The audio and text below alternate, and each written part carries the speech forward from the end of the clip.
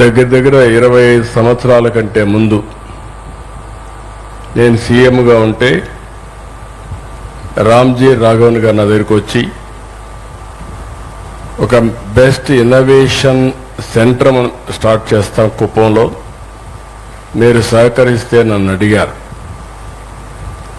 ఆ రోజు నేను ఆలోచించి కాన్సెప్ట్ అడిగాను, కాన్సెప్ట్ చెప్పారు.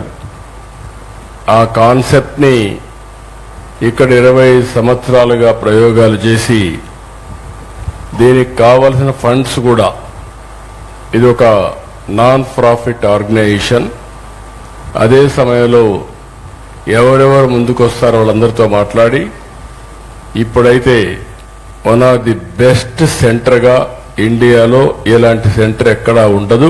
దగ్గర దగ్గర 180 ఎకరాల భూమి,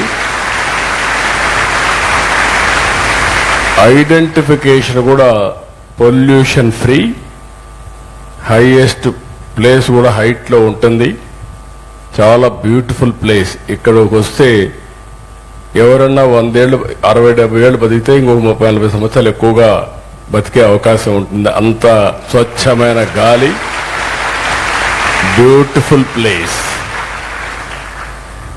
ఇక్కడ ఇది మొత్తం మనం చూస్తే this is the future for India and Andhra Pradesh. మనందరం గుర్తుపెట్టుకోవాల్సింది creativity, innovation and technology and knowledge continuous ప్రాసెస్లో. ఇప్పుడు మీరందరూ పిల్లలు ఉన్నారు, మీరందరూ కూడా 7వ తరగతి కానీ చిన్నప్పటి నుంచే ఇన్నోవేషన్ అనే మాట మీ మనసులో నుంచి రావాలి. ఇన్నోవేషన్ ఈజ్ నథింగ్ బట్ మనం చేసే పని ఇన్నోవేటివ్గా చేసి, అంటే డిఫరెంట్గా చేసి ప్రస్తుతం వచ్చే రిజల్ట్స్ కంటే బెటర్ రిజల్ట్స్ రావాలి. అది సైన్స్లో కావచ్చు, టెక్నాలజీ కావచ్చు, ఎన్విరాన్మెంట్ కావచ్చు, లేకుంటే మనకు ఎనీ వే ఆఫ్ లైఫ్లో ఎక్కడైనా సరే. ఇక్కడికి వచ్చినప్పుడు డిజరప్షన్, స్కిల్లింగ్, స్టార్టప్, ఇవన్నీ ఆర్డర్ ఆఫ్ ది డే. ఈరోజు మనం ఒక్కొక్కసారి ఒక్కొక్క హిస్టరీ క్రియేట్ అవుతూ ఉంటుంది. కొన్ని విషయాల్లో ఇంకా మనం చేయాలంటున్నాయి, కొన్ని విషయాలు చాలా ముందుకు వెళ్ళాం. 95లో ఇంటర్నెట్ రెవల్యూషన్ వచ్చింది. ఇంటర్నెట్ రెవల్యూషన్ వస్తే ఆ రోజు దాన్ని అందిపుచ్చుకున్నాం.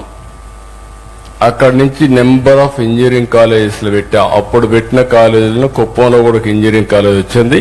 అప్పుడు వచ్చిన కాలేజీలే, అంటే ఒక్కొక్క నియోజకవర్గానికి లేదంటే రెవెన్యూ డివిజన్ కాలేజీలు వచ్చాయి. దీనికి కావాల్సిన ఐటీ కంపెనీస్ ప్రపంచం అంతా తీసుకొచ్చాం. హైదరాబాద్, మిగిలిన ప్రాంతాల్లో అప్పుడు పెట్టించాం. దీంతో ఈరోజు మీరు చూస్తే మన వాళ్ళు ఇక్కడ ప్రాక్టీస్ చేసి ఐటీలో ప్రపంచం అంతా వెళ్ళారు. ఈరోజు ప్రపంచంలో హైయెస్ట్ పర్ క్యాపిటా ఇన్కమ్ ఎవరైనా సంపాదిస్తున్నారంటే దానికి చిరునామాగా ఇండియన్స్ ఉన్నారు. అందులో అగ్రస్థానంలో తెలుగు వారు ఉన్నారు. అటు హైదరాబాద్ గారు, ఇటు ఆంధ్ర గారు.